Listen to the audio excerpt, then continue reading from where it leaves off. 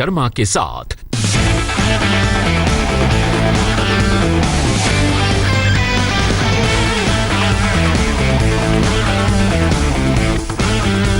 नमस्कार, आज की बात में आपका स्वागत है। आज की बड़ी खबर चीन को लेकर है। सरहद पर चीन का खतरा भी टला नहीं है। पेगोंग लेक के पास से चीनी सेना अभी पूरी तरह हटी नहीं है। सैटेलाइट पिक्चर्स बताते हैं कि अरुणाचल के पास चीन की फौज जमा हो गई है, लेकिन भारत की तैयारी पूरी है। हमारी फौज, हमारे टैंक, हमारे फाइटर जेट्स तैनात हैं, अलर्ट हैं। और आज की सबसे बड़ी खबर यह है कि फ्रांस से 5 राफेल फाइटर जेट्स ने भारत के लिए उड़ान भरी।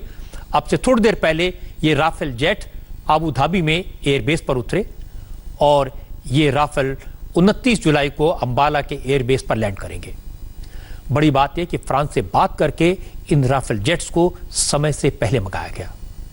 मैं आपको इन पावरफुल जेट्स की तस्वीरें दिखाऊं, इनकी गर्जना आपको सुनवाऊं, जिससे आपका सिर गर्व से ऊंचा हो जाएगा। उससे पहले 2-3 और बड़ी खबरें आपको बता दूं। चीन को काबू में करने के लिए भारत ने आज 47 और चाइनीज ऐप्स को बैन कर दिया। शक है कि ये ऐप्स भारत में रहकर चीन के लिए प्रोपेगेंडा और जासूसी कर रहे थे।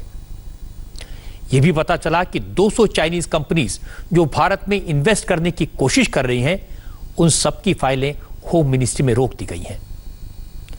चीन भारत में मेडिकल इक्विपमेंट और दवाओं का सबसे बड़ा सप्लायर है, लेकिन इन पर भी लगाम लगाने की तैयारी की जा रही है। इंडियन फार्मा कंपनीज और मेडिकल इक्विपमेंट बनाने वाली कंपनियों को आत्मनिर्भर बनने के लिए तैयारी करने के लिए कहा गया है।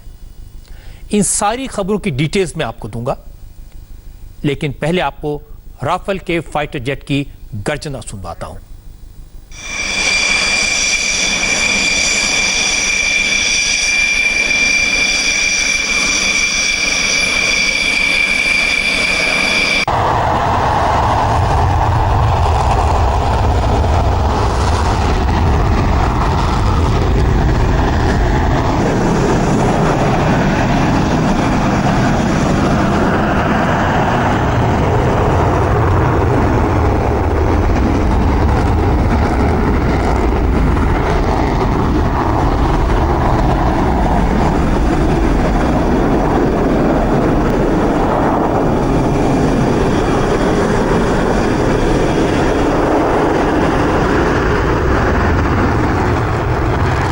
ये जंगी जहाज 7000 किलोमीटर का सफर तय करते हुए हिंदुस्तान आ रहे हैं। आज ये फ्रांस से हिंदुस्तान के रवाना हुए।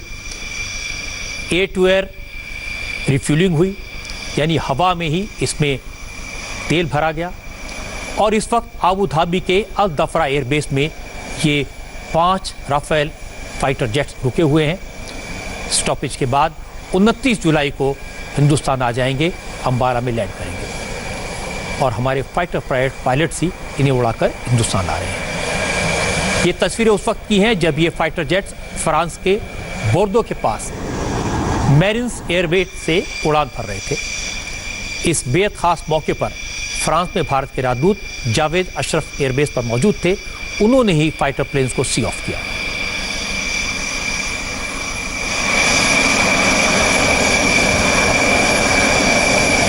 ये फाइटर जेट्स ऐसे वक्त पे भारत आ रहे हैं जब लाइन ऑफ एक्चुअल कंट्रोल पर चीन के साथ हमारा टकराव जारी है, तनाव बना हुआ है। चीन ने तिब्बत के पास अपने एयरबेस पर अपने फाइटर जेट्स तैयार कर लिए हैं और लद्दाख में हमारे फाइटर जेट्स भी लगातार एयर सर्विलांस कर रहे हैं, एयर पेट्रोलिंग कर रहे हैं। इसलिए राफेल के हिंदुस्तान आने से हमारी एयर पावर में ज़बरदस्त इजाफा होगा। 4 साल पहले फ्रांस के साथ 36 राफेल विमानों की डील हुई थी। इसी डील के तहत शुरू के 5 फाइटर प्लेन अंबाला में लैंड करेंगे। यहाँ वो गोल्डन एरो स्क्वाड्रन का हिस्सा बनेंगे। वैसे तो फ्रांस में 10 राफेल पूरी तरह से तैयार हैं, लेकिन अभी 5 आ रहे हैं, जबकि बाकी प्लेन्स पर इंडियन एयरफोर्स के पायलट्स को ट्रेनिंग दी जा रही है। यानी ज़रूरत पड़ी तो वो भी तुरंत हिंदुस्तान आ सकते हैं और 2021 तक बाकी बचे प्लेन्स भी भारत आ जाएंगे।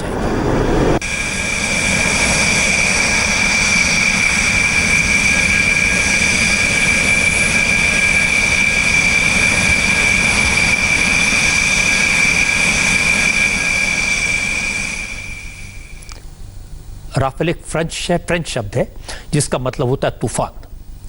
आपको शॉर्ट में इन फाइटर प्लेन की खूबियां बता देता हूं। राफेल एक सेमी स्टील प्लेन है।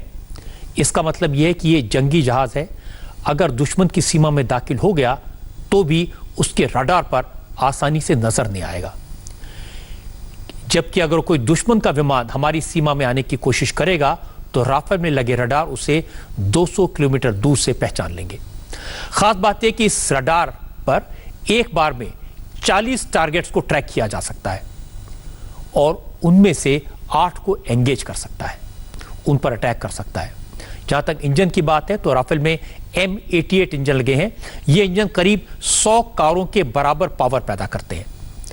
राफेल एक बार में 9000 किलो से ज्यादा बम और मिसाइल लेकर उड़ सकता है। इसकी मैक्सिमम स्पीड 2200 किलोमीटर प्रति घंटा है। मैं आपको बता दूं कि इस वक्त भी लद्दाख में हमारे संवाददाता अमित पालित और दिल्ली में हमारे डिफेंस एडिटर मनीष प्रसाद चीन को लेकर पल पल की अपडेट हमें भेज रहे हैं। अमित पालित ने बताया कि इस वक्त भी एयरफोर्स अलर्ट मोड पर है। प्लेन्स अब भी दिन में कई बार आसमान में उड़ान भरते हैं। LAC के फॉरवर्ड पोस्ट की एयर पेट्रोलिंग कर रहे हैं।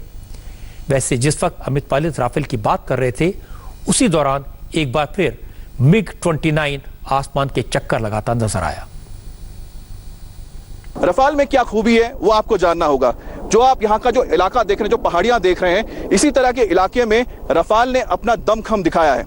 दरअसल जब काबुल में इसे तैनात किया गया था नाटो की ओर से, तो उसने वहां पर तालिबानियों के जो अड्डे थे उस पर बम गिराए थे और वहां पर भी काबुल और अफगानिस्तान का जो इलाका है कुछ ऐसा ही दिखता है। हालांकि वहां की जो ऊंचाई है यहाँ से कम है, लेकिन टेरेन यानी कि जो भौगोलिक स्थिति एक जैसी होने की वजह से रफाल विमान यहाँ पर भी बहुत कारगर साबित होगा। दूसरी एक बहुत उसके अंदर जबरदस्त खूबी है, वो भी आपको बताते हैं। जो ये इलाका है लद्दाख का, यहाँ पर सर्दियों में जो मौसम होता है माइनस में चला जाता है। लेह लद्दाख में टेम्परेचर -30 डिग्री से नीचे होता है। ऐसे में किसी विमान का यहाँ पर उड़ान भरना उतना आसान नहीं होता, लेकिन रफाल का जो इंजन है वो कोल्ड स्टार्ट कर सकता है, यानी कि 0 डिग्री से नीचे भी वो अपने आप को स्टार्ट कर सकता है और कभी भी उड़ान भरने के लिए तैयार रह सकता है, जो उसकी सबसे बड़ी खूबी है। इसके अलावा रफाल के अंदर कई ऐसे भारत के हिसाब से चीजें डाली गई हैं ताकि वो यहाँ के इलाके में ज्यादा कारगर साबित हो, जिसमें खास एक है जो हेलमेट के अंदर एक हेलमेट माउंटेड विजन होगा, जिसके जरिए जो पायलट्स हैं वो हेलमेट में ही उनके सारी वो डिटेल्स आ जाएंगी, जिसके जरिए वो अपने विमान को उड़ा सकते हैं, अपने विमान को कंट्रोल कर सकते हैं। ये उसमें खूबी डाली गई है। अमित पालित जो सरहद पर मौजूद हैं वहां से अपडेट दे रहे थे। असल में 2 दिन पहले ही राफेल को लेकर एक बड़ा डेवलपमेंट हुआ है। सरकार ने इस फाइटर प्लेन को और ताकतवर बनाने का फैसला किया। अब इसमें हैमर मिसाइल्स लगाई गई हैं। हैमर का पूरा नाम है highly agile modular munition extended range missile. ये मीडियम रेंज का एयर टू ग्राउंड वेपन है। राफेल विमान में एक साथ 6 हैमर मिसाइल फिट की जा सकती हैं। हैमर से 60 से 70 किलोमीटर रेंज तक किसी भी तरह के टारगेट को तबाह किया जा सकता है। हैमर मिसाइल लद्दाख जैसे पहाड़ी इलाकों में मजबूत से मजबूत शेल्टर और बंकर्स को तबाह कर सकती है। यह मिसाइल 3 मीटर लंबी है। इस मिसाइल का वजन 330 किलो है। यह GPS और इंफ्रारेड तकनीक से लैस है और अपने दुश्मन को ढूंढकर टारगेट को एक्यूरेसी के साथ पूरी तरह से डिस्ट्रॉय कर सकती है। दिन हो या रात, हर मौसम में दुश्मन पर अचूक निशाना लगा सकती है। ये वर्टिकली भी टारगेट को एंगेज कर सकती है और हैमर मिसाइल के साथ राफेल का एक और खतरनाक हथियार है स्टॉर्म शैडो क्रूज मिसाइल। इस मिसाइल की रेंज 550 किलोमीटर है, यानी ब्रह्मोस क्रूज मिसाइल से दुगनी रेंज।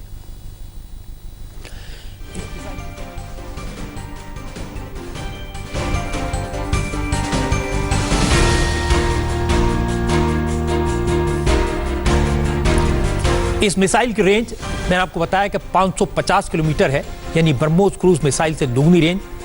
इस मिसाइल के जरिए पूरा पाकिस्तान हिंदुस्तान की जद में होगा और इसके साथ वेस्टर्न तिब्बत में चीन के एयरबेस भी टारगेट पर आ जाएंगे। सबसे बड़ी बात तो है कि राफेल के हथियार ऐसे हैं जिन्हें इस्तेमाल करने के लिए एनिमी लाइन को क्रॉस करने की जरूरत नहीं है, यानी बिना दुश्मन के इलाके में गए टारगेट को हिट किया जा सकता है एक्यूरेसी के साथ।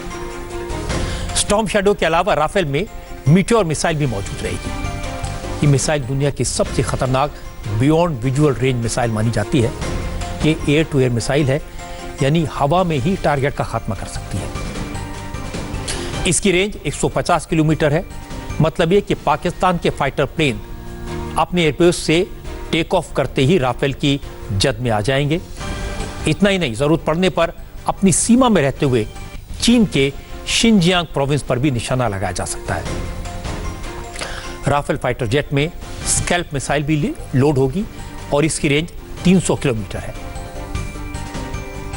अंबाला बेस में ये पांचों विमान उतरेंगे 29 तारीख को।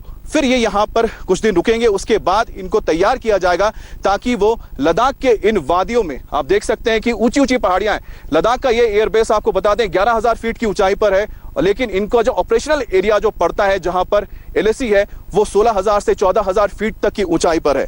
लेकिन रफाल जब यहां पर आएगा तो भारत की जो वायु शक्ति है चौगुनी हो जाएगी। मैं इसलिए कह रहा हूं क्योंकि उसके अंदर इस तरह के रडार्स है, इस तरह के एवियोनिक्स है। देखिए MiG-29 को देखिए यहां पर किस तरह से एयर कॉम्बैट ड्रिल कर रहा है लगातार। देखिए ये है MiG-29 ट्विन इंजन विमान है और हल्का होने की वजह से इतनी ऊंचाई से बहुत आसानी से उड़ता है, ज्यादा वजन देके उड़ सकता है। और खास बात यह है कि बहुत जबरदस्त इसके अंदर ताकत है। डबल इंजन होने की वजह से और हल्का होने की वजह से ये तेजी से दुश्मन के इलाके में घुस सकता है, वहां पर जाके अटैक करके वापस आ सकता है। अगर अंबाला एयरबेस से रफाल विमान उड़ेगा तो उसको लद्दाख तक भी आने की जरूरत नहीं है। वो सिर्फ अगर एयर स्पेस यानी कि जो हिमाचल का एयरस्पेस है, अगर उसके एयर स्पेस तक पहुंच जाता है, वो वहां से LAC पर मौजूद किसी भी विमान को, चीन के किसी भी विमान को वो गिरा सकता है, क्योंकि उसमें जिस तरह के मिसाइल लगे हुए हैं। माइका मिसाइल जो एयर टू एयर मिसाइल है, उसकी अच्छी बात यह है कि वो 80 किलोमीटर के दायरे में किसी भी विमान को नीचे गिरा सकता है। इसके साथ ही उसके अंदर बियॉन्ड विजुअल मिसाइल है मिटियोर। उसकी यह खूबी है कि 150 किलोमीटर दूर तक वो किसी भी विमान हो, किसी भी लड़ाकू विमान हो, ड्रोन हो, हेलीकॉप्टर, उसको गिरा सकता है। और उसकी खास बात यह है कि अगर जो पायलट उसे देख भी ना पाए तो भी वो जो मिसाइल है उस विमान को नीचे गिरा सकता है। इन फाइटर प्लेन्स को लेकर आज फ्रांस में भारत के प्रतिनिधि जावेद अशरफ ने एक बड़ा इंटरेस्टिंग कमेंट किया। अशरफ ने कहा कि इस प्लेन में दोनों खूबियां हैं। ये अगर देखने में सुंदर है तो वहीं ऑपरेशनल कैपेबिलिटी में किसी बीस्ट से कम नहीं। Our Air Force pilots tell us that these are extremely swift. हमारे एयरफोर्स पायलट ने बताया है कि ये बेहद तेज, फुर्तीले और अलग अलग खूबियों वाले बेहद घातक एयरक्राफ्ट हैं। आप इन्हें ब्यूटी एंड बीस्ट दोनों कह सकते हैं।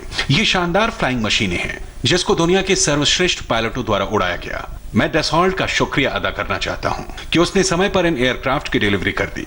साथ ही मैं फ्रांस के एयरफोर्स और सरकार का उनके समर्थन और सपोर्ट के लिए भी धन्यवाद करता हूं। यह हमारी एयरफोर्स और रक्षा तैयारियों की ताकत को बढ़ाएगा। ये भारत और फ्रांस के बीच शक्तिशाली रणनीतिक साझेदारी की भी मिसाल है। Partnership between India and France.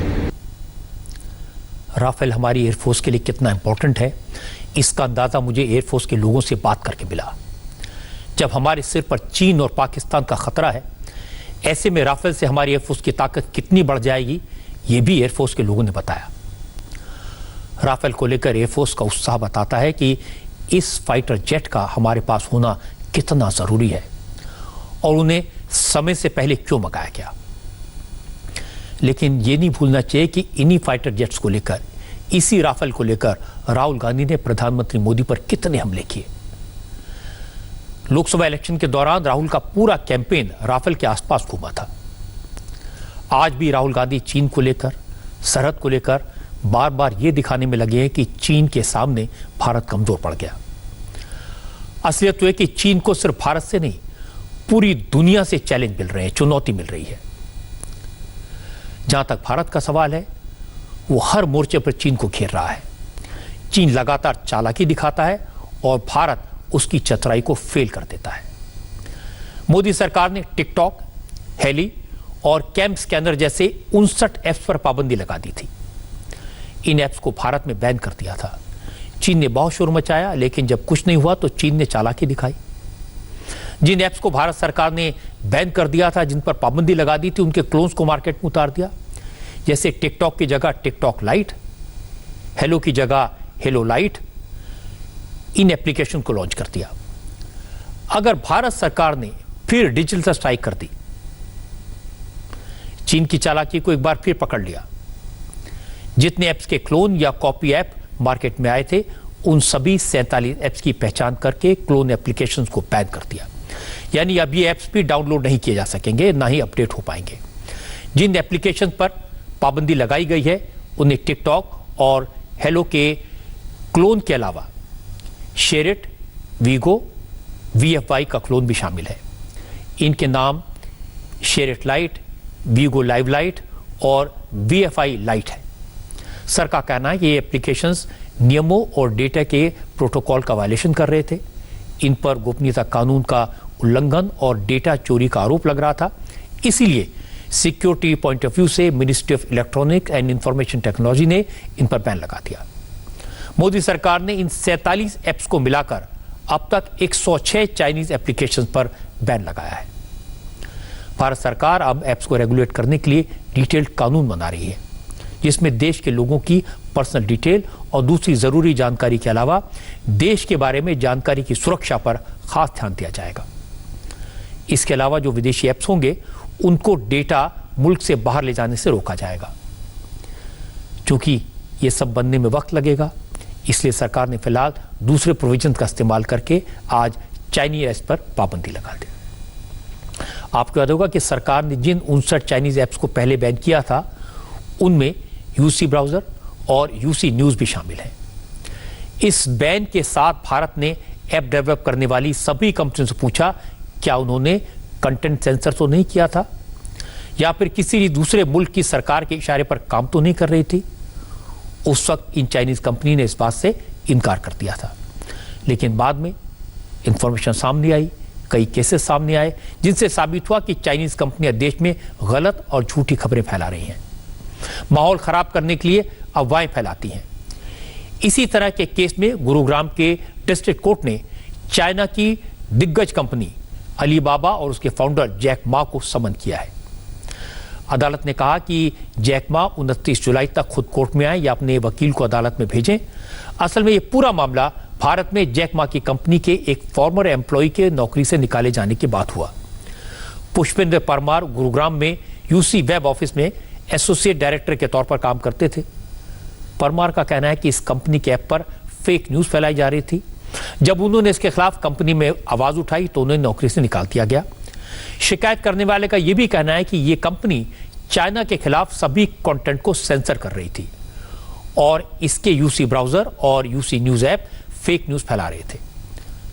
Pushpendra ने इल्जाम लगाया कि ऐसी खबरें फैलाकर सोशल और पॉलिटिकल इंस्टेबिलिटी पैदा करने की कोशिश की गई थी। जो शिकायत जज साहब को सौंपी गई उसमें फेक न्यूज के कुछ एग्जाम्पल्स भी बताए गए। जैसे यूसी न्यूज ऐप पर हेडलाइन लगाई गई जिसमें लिखा था कि 2000 रुपए का नोट बैन होने वाला है। इसी तरह भारत और पाकिस्तान के बीच जंग होगी, ऐसी सुर्खियां भी छापी गई।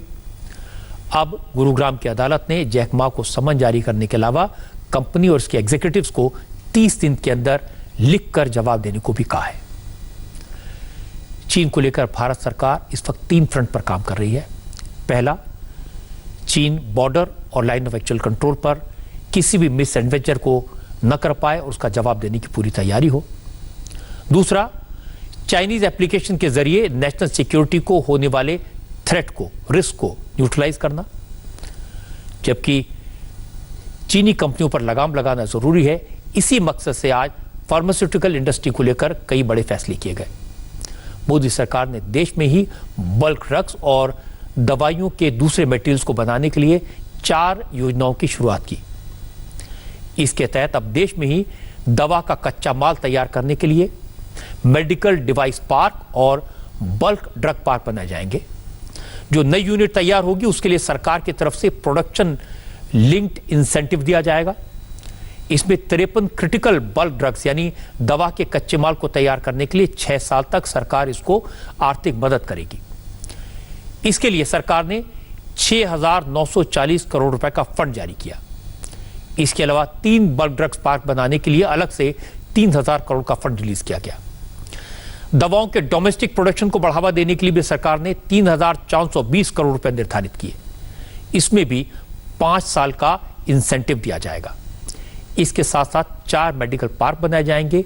जिन 4 राज्यों में ये बनेंगे उन्हें केंद्र सरकार की तरफ से 100 करोड़ रुपए की फंडिंग की जाएगी। कुल मिलाकर भारत सरकार 14,000 करोड़ का इन्वेस्टमेंट करेगी और उम्मीद है कि इस सेक्टर में 78,000 करोड़ का इन्वेस्टमेंट होगा। इसके जरिए 2.5 लाख से ज्यादा लोगों को रोजगार मिलेगा और भारत की चीन पर डिपेंडेंस खत्म हो जाएगी। असल भारत में फार्मा सेक्टर करीब 4 लाख करोड़ का है। 4 लाख करोड़ बहुत बड़ी फिगर है। भारत दुनिया में दवाओं का बड़ा एक्सपोर्टर है। सस्ती दवाओं के मामले में भारत का कोई मुकाबला नहीं। यहाँ की जेनरिक मेडिसिन्स दुनिया भर में भेजी जाती हैं, लेकिन इसी सेक्टर को लेकर के बड़ा चैलेंज है कच्ची दवाओं की उपलब्धता, यानी इन दवाओं में इस्तेमाल होने वाले एक्टिव फार्मा इंग्रेडिएंट्स, जिन्हें की मटेरियल्स कहा जाता है। ये मटेरियल ज्यादातर चीन से आते हैं। पिछले साल हमारे 40,000 करोड़ रुपए के फार्मा इंपोर्ट में अकेले 63% बल्क ड्रग्स थी, यानी 24,000 करोड़ से ज्यादा का दवा का कच्चा माल मंगवाया गया था। और जहां तक मेडिकल डिवाइस की बात है तो इन्हें मंगवाने के लिए भी 49,000 करोड़ रुपए खर्च करने पड़े थे। इनमें से ज्यादातर माल चीन सप्लाई करता था और यह चीन की बड़ी ताकत बनी हुई है। इसलिए सरकार ने मेडिकल सेक्टर की कंपनियों को तैयारी करने को कहा है। चाइनीज कंपनियों पर रोक लगेगी और फार्मा सेक्टर में देसी कंपनियों को बढ़ावा दिया जाएगा।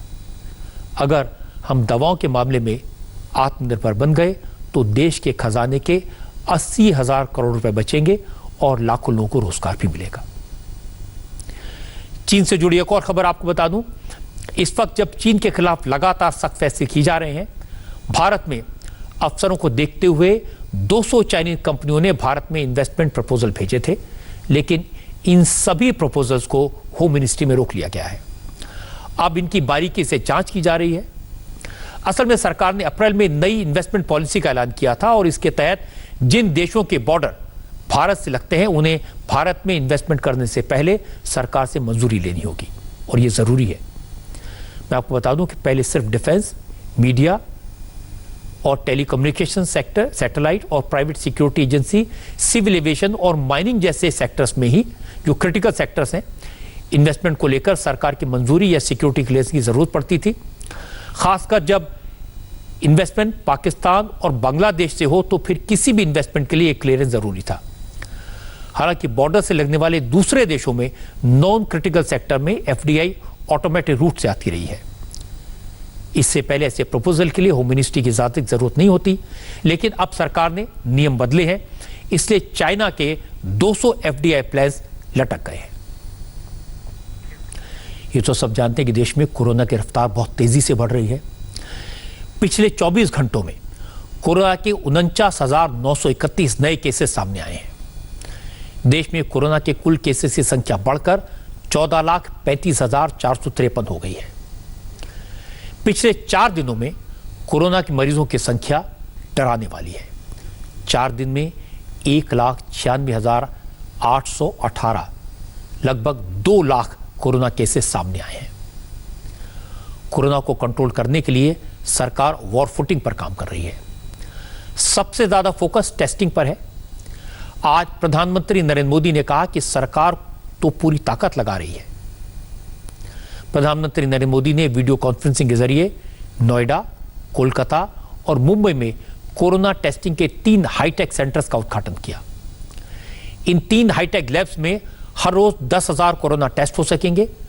इस मौके पर योगी आदित्यनाथ, ममता बनर्जी और उद्धव ठाकरे मौजूद रहे। मोदी ने कहा कि जनवरी में हमारे पास कोरोना के टेस्ट के लिए सिर्फ एक सेंटर था, आज 1300 लैब्स में कोरोना का टेस्ट हो रहा है। मोदी ने कहा कि हर हिंदुस्तानी की सुरक्षा करना, उसे कोरोना से बचाना सरकार की जिम्मेदारी है और सरकार इस जिम्मेदारी को पूरा करने में कोई कसर नहीं छोड़ेगी। कोरोना के खिलाफ इस बड़ी और लंबी लड़ाई के लिए सबसे महत्वपूर्ण था कि देश में तेजी के साथ कोरोना स्पेसिफिक हेल्थ इंफ्रास्ट्रक्चर का निर्माण हो। इसी वजह से बहुत शुरुआत में ही केंद्र सरकार ने 15,000 करोड़ रुपए के पैकेज का ऐलान कर दिया था। आइसोलेशन सेंटर हो, कोविड स्पेशल हॉस्पिटल हो, टेस्टिंग, ट्रेसिंग और ट्रैकिंग से जुड़ा नेटवर्क हो, भारत ने बहुत ही तेज गति से अपनी क्षमताओं का विस्तार किया। आज भारत में 11,000 से ज्यादा कोविड फैसिलिटीज हैं, 11 लाख से ज्यादा आइसोलेशन बेड्स हैं। जनवरी में हमारे पास कोरोना के टेस्ट के लिए जहां मात्र एक सेंटर था, आज करीब 1300 लैब्स पूरे देश में काम कर रही है। आज भारत में 5 लाख से ज्यादा टेस्ट हर रोज हो रहे हैं और आने वाले हफ्तों में इसको 10 लाख प्रतिदिन करने की कोशिश हो रही है। ये बात सही है कि कोरोना के केसेस की संख्या तेजी से बढ़ी है और इसका एक कारण टेस्टिंग का बढ़ना है। अब भारत में 5 लाख टेस्ट रोज हो रहे हैं, इसलिए जाहिर है केसेस भी बढ़ेंगे। लेकिन फायदा यह है कि कोरोना के मरीजों की वक्त पर पहचान हो जाती है, उनका इलाज शुरू हो जाता है और कोरोना के इन्फेक्शन से फैलने का खतरा भी कम होता है। नरेंद्र मोदी कोशिश तो पूरी कर रहे हैं, लेकिन कई राज्यों में दिक्कत इतनी ज्यादा बढ़ गई कि हालत काबू से बाहर है। बिहार एक एग्जाम्पल है जहां पर हालात दिन ब दिन बिगड़ते जा रहे हैं। जिस रफ्तार से मरीजों की संख्या बढ़ रही है, उसके सामने सरकारी इंतजामात ना के बराबर हैं। पटना के सबसे बड़े हॉस्पिटल में वार्ड के अंदर बेड के नीचे लाश पड़ी है। उसी वार्ड में उसी हॉस्पिटल का कर्मचारी बेहोश पड़ा है और कोई देखने वाला नहीं है। मैंने पिछले हफ्ते आज की बात में आपको पीएमसीएच और एनएमसीएच पटना के 2 हॉस्पिटल्स की तस्वीरें दिखाई थी। उसके बाद सरकार ने फुर्ती दिखाई, सिस्टम को ठीक करने का दावा किया। हेल्थ मिनिस्टर मंगल पांडे शुक्रवार को खुद एनएमसीएच में गए और हालात सुधरे भी, लेकिन फिर बिगड़ गए। आज वहां से जो वीडियो मिले हैं उसे देखकर साफ हो गया कि सरकारी दावे टेम्परेरी थे, मंत्री का दौरा दिखावे से ज्यादा कुछ नहीं था। एनएमसीएच में बदहाली और लापरवाही का जो वीडियो मैं आपको दिखाऊंगा, वो वीडियो कोरोना वार्ड में भर्ती मरीज के परिवार वालों ने बनाकर हमें भेजा है। वीडियो में दिख रहा है कि एनएमसीएच के वार्ड नंबर 9 में एक डेड बॉडी फर्श पर पड़ी हुई है और वीडियो में लोग आपको कहते सुनाई देंगे कि डेड बॉडी कई घंटों से फर्श पर गिरी हुई है। हॉस्पिटल स्टाफ को इस लाश के बारे में बताया गया था, लेकिन किसी ने डेड बॉडी को उठाने की कोशिश नहीं की। लोगों का कहना है कि जब ये मरीज बेड से नीचे गिरा तब उसकी सांस चल रही थी। लोगों ने इसके बारे में हॉस्पिटल स्टाफ को बताया, लेकिन कोई उसे देखने नहीं आया और उसने दम तोड़ दिया। हद तो यह हो गई कि इस डेड बॉडी के आसपास दूसरे मरीज भी मजबूरी में अपने बेड पर बैठे हैं, कुछ बेहोश पड़े हैं। डेड बॉडी के पास ही स्ट्रेचर पर एक और शख्स पड़ा हुआ है। पीपी किट पहने हुए स्ट्रेचर पर पड़ा यह शख्स हॉस्पिटल का कर्मचारी बताया जा रहा है, लेकिन इसे भी घंटों तक किसी ने देखने की जहमत नहीं बॉडी उठाई। पड़े हुए हैं जो कि यहाँ से हटाया नहीं जा रहा है और पिछले 3 दिन से ये कपड़ा पड़ा हुआ है डेड बॉडी का, बोलने के बाद भी नहीं हटाया जा रहा है। Ward number 9 emergency ward, seat number 21। ये बेड से नीचे गिर गए थे, उसके बाद भी 2 घंटा सांस चल रहा था, लेकिन इनको कोई देखने भी नहीं आया। इनका डेथ हो गया। अब ये यहाँ के कर्मचारी है, इनको भी कोई पूछने वाला नहीं है। रात से ऐसे पड़े हुए हैं, कोई नहीं आया। बेहोश पड़े हुए हैं, कोई नहीं आया है। यहाँ पे सुविधा दिया जा रहा है, जो बोल रहे हैं हो पा रहा है,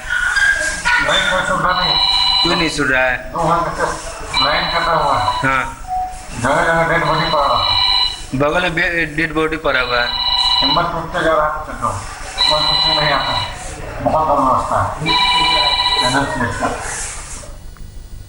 ये वीडियो बड़ी हिम्मत करके एनएमसीएच में भर्ती एक मरीज के परिवार वाले ने भेजा। इस वीडियो में एक मरीज एनएमसीएच के कॉरिडोर में बेहोश पड़ा हुआ दिखाई देगा। लोग कॉरिडोर से आ जा रहे हैं। हॉस्पिटल का मेडिकल स्टाफ भी आता जाता दिखाई दे रहा है, लेकिन कोई इस मरीज को वार्ड में नहीं पहुंचा रहा। इस पेशेंट को ऑक्सीजन सिलेंडर लगा हुआ है, इसे सांस लेने में दिक्कत हो रही है। ये ऑक्सीजन सिलेंडर के साथ कॉरिडोर में पड़ा है। बताया जा रहा है कि ये मरीज समस्तीपुर का रहने वाला है और इसका नाम रवि कुमार है। रवि कुमार की तबीयत ज्यादा खराब होने के बाद उसके परिवार वालों ने नर्स और दूसरे मेडिकल स्टाफ से इलाज की गुहार लगाई, मदद के लिए अपील की, लेकिन किसी ने नहीं सुना।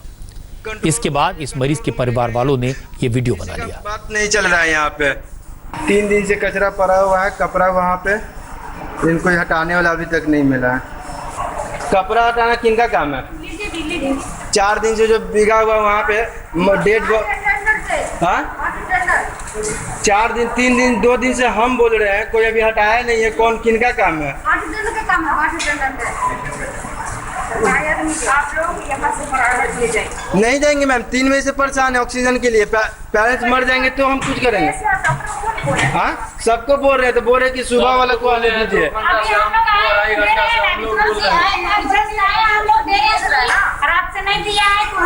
सुई नहीं, ऑक्सीजन के बारे में हम बात कर रहे हैं। कहाँ से लाइएगा? है ही नहीं तो आप कहाँ से ला के दीजिएगा? 3 बजे से तो हम यही सुन रहे हैं। जब हॉस्पिटल की तस्वीर ऐसी हो तो ऐसे हॉस्पिटल में जाकर कौन इलाज कराना चाहेगा? किसे उम्मीद होगी कि वो इस तरह के हॉस्पिटल में जाएगा और ठीक होकर लौटेगा? लेकिन सिर्फ हॉस्पिटल नहीं, पटना के टेस्टिंग सेंटर्स का भी यही हाल है। वक्त पर टेस्ट नहीं हो पा रहे, बहुत से लोग टेस्ट रिपोर्ट आने से पहले दम तोड़ दे रहे हैं, और कुछ तो ऐसे जो टेस्टिंग सेंटर तक तो पहुंच जाते हैं, लेकिन सैंपल कलेक्ट होने में इतनी देर हो जाती है कि सांसें साथ छोड़ने लगती हैं। मैं आपको दिखाता हूं परिवार वालों का दर्द, जो अपने सगे संबंधियों को लेकर हॉस्पिटल के दरवाजे तक पहुंचते हैं और उनकी गोद में ही दम तोड़ने लगते हैं। पटना के गार्डिनर हॉस्पिटल में एक महिला अपने परिवार के साथ कोरोना का टेस्ट कराने आई थी। अचानक तबीयत बिगड़ गई, वो बेहोश होने लगी, जिसके बाद महिला के परिवार वाले परेशान हो गए। हॉस्पिटल में चीख पुकार मच गई, लोग डॉक्टर डॉक्टर चिल्लाने लगे।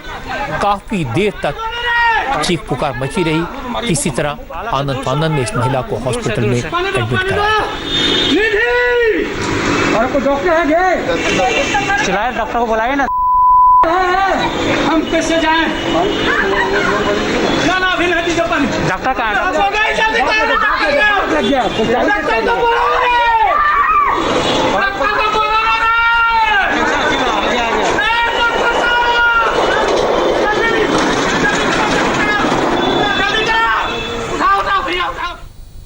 जरा सोचिए, कोई पेशेंट बाहों में तड़पने लगे तो परिवार वालों पर क्या बीतेगी? कोई इलाज न मिले तो घर वाले क्या सोचेंगे? बिहार के सहरसा से इससे भी ज्यादा चौंकाने वाली तस्वीरें आई। सहरसा में लोकल डॉक्टर्स ने दिलवर सादा नाम के शख्स का इलाज करने से इसलिए इनकार कर दिया क्योंकि उसे कोरोना जैसे सिम्टम्स हैं। परिवार के लोगों ने उसे बड़े हॉस्पिटल में ले जाने की कोशिश की, लेकिन एम्बुलेंस नहीं मिली और इस शख्स की मौत हो गई। क्योंकि दिलवर कोरोना सबसे सस्पेक्ट था, इसलिए गांव के लोगों ने उसकी लाश को नदी में फेंक दिया। उसका अंतिम संस्कार नहीं किया। लाश को ट्रैक्टर पर रखकर नदी के पार पुल पर ले गए और ऊपर से नदी में फेंक दिया। आगे से हटा था। दिलवर सादा जो कि कुछ दिन पहले ही पंजाब मंडी से आया था और अचानक कल उनका तबीयत खराब हो गया था, जिसके बाद हम लोगों ने उनको स्थानीय चिकित्सक के पास ले गया और उनके पास जब गया तो उन्होंने इनका इलाज के लिए मना कर दिया और उसे कोविड-19 संदिग्ध बता दिया और इलाज के लिए साफ मना कर दिया। उसके बाद हम लोगों ने सीओ से बात करके एम्बुलेंस की मांग की। जब तक एम्बुलेंस आया तब तक उनका मृत्यु हो गया। बिहार के मुंगेर से ऐसा वीडियो मिला जिसे देखकर यकीन ही नहीं हुआ कि सरकारी हॉस्पिटल का प्रशासन ऐसा भी कर सकता है। वीडियो में दिख रहा है कि 18-20 साल के कुछ नौजवान एक डेड बॉडी को कोरोना प्रोटोकॉल के हिसाब से रैप कर रहे हैं, लेकिन डेड बॉडी को रैप करने वाले ये लोग हॉस्पिटल के कर्मचारी नहीं हैं। बर्फ की सिल्ली पर रखी कोरोना पेशेंट की लाश को रैप करने वाले ये बच्चे मरने वाले शख्स के रिश्तेदार हैं। मुंगेर के रहने वाले मुकेश ठाकुर कुछ दिनों से बीमार थे, घर पर इलाज चल रहा था। आज सुबह उनकी तबीयत बिगड़ी, जिसके बाद परिवार वाले उन्हें लेकर अस्पताल पहुंचे। उन्हें सांस लेने में तकलीफ हो रही थी। ऑक्सीजन लगाया गया, लेकिन थोड़ी देर बाद उनकी डेथ हो गई। मरीज की मौत के बाद कोरोना का टेस्ट कराया गया, जिसकी रिपोर्ट पॉजिटिव आई। कोरोना प्रोटोकॉल के हिसाब से हॉस्पिटल को डेड बॉडी एक बैग में लपेट करके हेल्थ वर्कर्स की देखरेख में लाश का अंतिम संस्कार किया जाता है। परिवार वालों को डेड बॉडी नहीं सौंपी जाती, लेकिन मुंगेर के सरकारी अस्पताल में कर्मचारियों ने मुकेश के परिवार से उसकी बॉडी रैप करने को कहा। मुकेश ठाकुर का सिर्फ 8 साल का बेटा है, इसलिए उनके चचेरे भाई के बच्चों ने डेड बॉडी को रैप किया और खुद ही बॉडी एम्बुलेंस में रखकर शमशान घाट पहुंचे।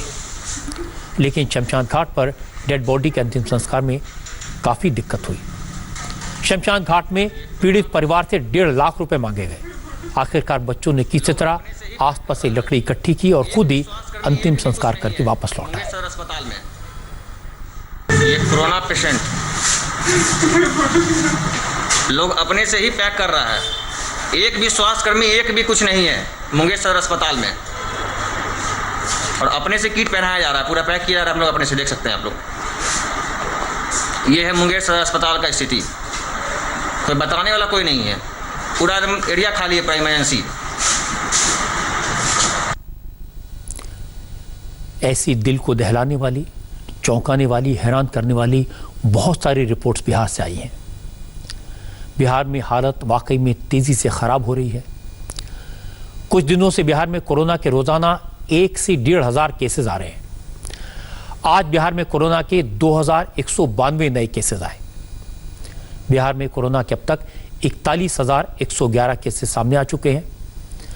मैंने पिछले हफ्ते एनएमसीएच और पीएमसीएच के हालात दिखाए थे, और उसके बाद हेल्थ मिनिस्टर मंगल पांडे ने एनएमसीएच के मेडिकल सुपरिटेंडेंट को हटा दिया था। दावा किया था कि हालात सुधरेंगे। आज सरकार से जब फिर हालात के बारे में सवाल पूछे गए तो हेल्थ डिपार्टमेंट के प्रिंसिपल सेक्रेटरी को हटा दिया। मैं कहना चाहता हूं कि क्या अफसरों को हटाने से काम चल जाएगा? असल में तो अधिकारियों की सुस्ती को कम करना है, खत्म करना है, सिस्टम को बेहतर करना है। अगर सिस्टम दुरुस्त नहीं हुआ तो हालात कंट्रोल में करना मुश्किल हो जाएगा। महाराष्ट्र में भी मरीजों की संख्या तेजी से बढ़ रही है, लेकिन एक अच्छी तस्वीर मुंबई से आ जाई। आज ऐश्वर्या राय और उनकी बेटी आराध्या की कोरोना रिपोर्ट नेगेटिव आई। दोनों हॉस्पिटल से घर पहुंच गए। और ये जानकारी अभिषेक बच्चन ने दी। अभिषेक बच्चन ने बताया कि ऐश्वर्या और आराध्या की रिपोर्ट नेगेटिव आई है, लेकिन वो और अमिताभ बच्चन फिलहाल हॉस्पिटल में रहकर ही इलाज कराते रहेंगे।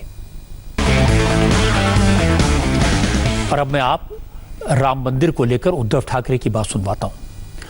उद्धव ठाकरे का कहना है कि अगर बकरीद में सिंबॉलिक कुर्बानी की बात की जा सकती है तो फिर अयोध्या में मंदिर निर्माण का भूमि पूजन भी सिंबॉलिक क्यों नहीं हो सकता? प्रधानमंत्री दिल्ली में बैठकर वीडियो कॉन्फ्रेंसिंग के जरिए मंदिर की आधारशिला क्यों नहीं रख सकते? उद्धव के इस बयान से असदुद्दीन ओवैसी की पार्टी को टॉनिक मिल गया, और इसके बाद तो कई मुस्लिम नेताओं ने इसी तरह के बयान दिए। कांग्रेस के नेता भी इसी तरह की बातें करने लगे। पहले सुनवाता हूं आपको उद्धव की बात। मग हा राम मंदिराचा मुद्दा आहे, ज्याला एका लढ्याची पार्श्वभूमी आहे। राम मंदिर एक अहम मुद्दा है। इसके लिए किए गए संघर्ष एक पृष्ठभूमि है। राम मंदिर की जगह बाबर ने आक्रमण करके मस्जिद बनवाई थी, उस जगह फिर हमारा मंदिर बन रहा है। केवल हिंदुस्तान के हिंदू ही नहीं, बल्कि पूरी दुनिया के हिंदुओं के लिए खुशी का मौका है। आज हमारे यहाँ कोरोना संकट की वजह से मंदिरों में आने जाने पर पाबंदी है। मैं अयोध्या जाऊंगा, लेकिन लाखों राम भक्त जो इस मौके पर वहां जाना चाहते हैं, उनका आप क्या करोगे? उन्हें रोकोगे या आने दोगे? जाने अनजाने में उनसे कोरोना का प्रसार होने दोगे क्या? यह आनंद का पल है। कई लोगों की वहां जाने की इच्छा होगी, अन्यथा वीडियो कॉन्फ्रेंसिंग के जरिए भूमि पूजन कर सकते हैं, ई भूमि पूजन कर सकते हैं, ई उद्घाटन, ई भूमि पूजन करू शकता। उद्धव के बयान पर सबसे पहला रिएक्शन ओवैसी की पार्टी का आया। महाराष्ट्र में औरंगाबाद से एमआईएम के एमपी इम्तियाज जलील ने आज कहा कि उद्धव ठाकरे की बात सही है। बकरीद पर सवाल उठाए जा रहे हैं, नमाज पढ़ने की मंजूरी नहीं है, लेकिन प्रधानमंत्री राम मंदिर के भूमि पूजन के लिए अयोध्या जा रहे हैं। ये कहां का इंसाफ है? ये जितने भी त्योहारों के ताल्लुक से आप निर्बंध डाल रहे हैं, आप कंडीशंस डाल रहे हैं, क्या वो सिर्फ लोगों के लिए है? और देश के वजीर आज़म के लिए नहीं है, देश के प्रधानमंत्री के लिए नहीं है। वरना क्या वजह है कि 5 तारीख के दिन वो शिलान्यास करने के लिए अयोध्या जा रहे हैं।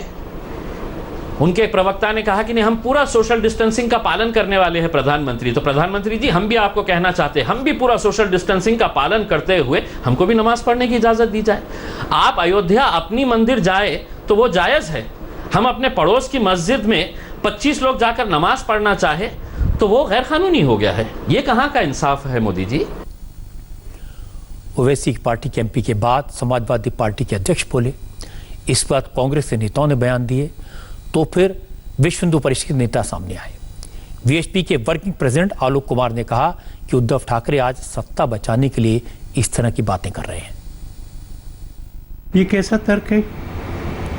भूमि पूजन का मतलब होता है कि जहाँ पे भवन बनना है, भूमि खोदी जानी है, उस जगह का पूजन करना, भूमि माता से आशीर्वाद और अनुमति मांगना और क्षमा मांगना कि भवन बनाने के लिए खोदना आवश्यक है।